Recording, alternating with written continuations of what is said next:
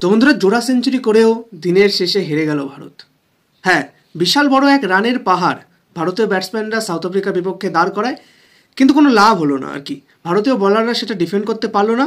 এখানে আমরা দেখতে পাচ্ছি সেকেন্ড ওডিআই ম্যাচে ইন্ডিয়া ভার্সেস সাউথ আফ্রিকার মধ্যে প্রথমে সাউথ আফ্রিকা টস জেতে এবং তারা বোলিংয়ের সিদ্ধান্ত নেয়, এবং যেভাবে প্রথম দিকে শুরু করেছিল ভারত খুব ভালো শুরু করেছিল এবং ওখানে আর্লি রোহিত শর্মার উইকেটটা পড়ে যায় এবং অনস এগেইন জ্যাসল পুনরায় তিনি একটা ছোট একটা ইনিংস খেলে তিনি আউট হয়ে যান এবং এই সুযোগগুলোকে জ্যাসল কাজে লাগাতে পারছে না, কারণ গিল আর কয়দিন পরে চলে আসবেন, তখন কিন্তু তাকে পুনরায় বেঞ্চে বসতে হবে। তো তার কিন্তু এই সিরিজটার উপর কিন্তু অনেক ভালো খেলতে হবে, তবেই আপনি গিলের জায়গাটা নিতে পারবেন। এবং তারপরে বন্ধুরা আজকের দিনের সবথেকে বড় কাহিনী বিরাট কোহলি এবং ঋতুরাজ গাইকোয়াড়। বিরাট কোহলি পুনরায় সেঞ্চুরি করলেন, পরপর দুটো ম্যাচে অসাধারণভাবে সেঞ্চুরি করলেন, ঠিক আছে, এবং সঙ্গে তাকে আজকে সাথ দিয়েছিলেন ঋতুরাজ গাইকোয়াড়ও কিন্তু আজকে সেঞ্চুরি করলেন। দুর্দান্ত ফর্মে দেখা গেছে ঋতুরাজ গাইকোয়াড় এবং বিরাট কোহলিকে।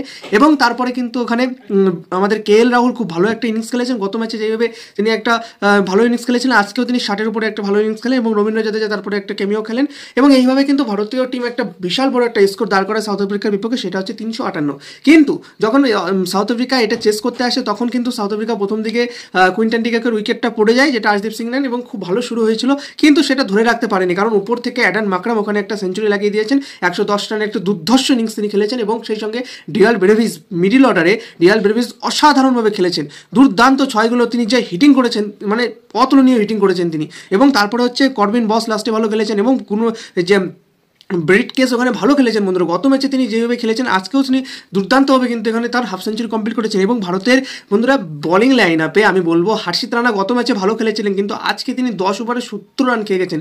এবং প্রসিদ্ধ কৃষ্ণা গত ম্যাচে তো মার খেয়েছিলেন, আজকে আরও অত্যাধিক মার খেয়ে গেছেন, 85 রান, ঠিক আছে। এবং সেই সঙ্গে কুলদীপ যাদবকে নিয়ে আমি বেশি কিছু বলবো না, কারণ একটা দুটো ম্যাচ ভাই খারাপ হতেই পারে, কারণ তার কিন্তু ক্যাচ মিস হয়েছে, ঠিক আছে। তিনি উইকেট নেওয়ার জন্য বল তিনি আকাশে ছিল, কিন্তু প্লেয়াররা সেটা ধরতে পারেনি, তো তিনি কিন্তু আরও উইকেট পেতে পারতেন।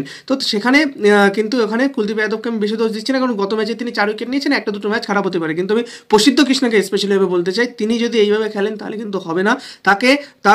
তিনি উইকেট নিয়েছেন দুটো, কিন্তু তিনি প্রচুর মার খাচ্ছেন, এটা কিন্তু নজর রাখতে হবে বন্ধুরা। সব থেকে আজকে বড় বিষয় ভারতীয় ফিল্ডিং লাইন আপ। আজকে ভারতীয় ফিল্ডিং লাইন আপ একদম খুবই খারাপ ছিল।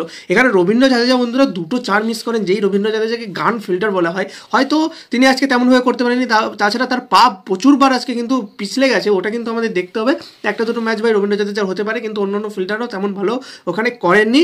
যদিও বন্ধুরা ম্যাচটা সাউথ আফ্রিকায় জিতলেও ভারতের ব্যাটিং লাইন আপ খুব ভালো রয়েছে, বোলিংয়ের উপর অনেক কাজ করতে হবে। সেই আর্শদীপ সিং ভালো বল করেছেন আজকে, তিনি গত ম্যাচেও ভালো বল করেছিলেন এবং আর্শদীপ সিং ভালো বলই করেন, ঠিক আছে। আর্শদীপ সিংকে সুযোগ দেওয়া হয় না ভালো করে, কিন্তু আর্শদীপ সিং ভালো বলই করেন, ঠিক আছে। তো একটা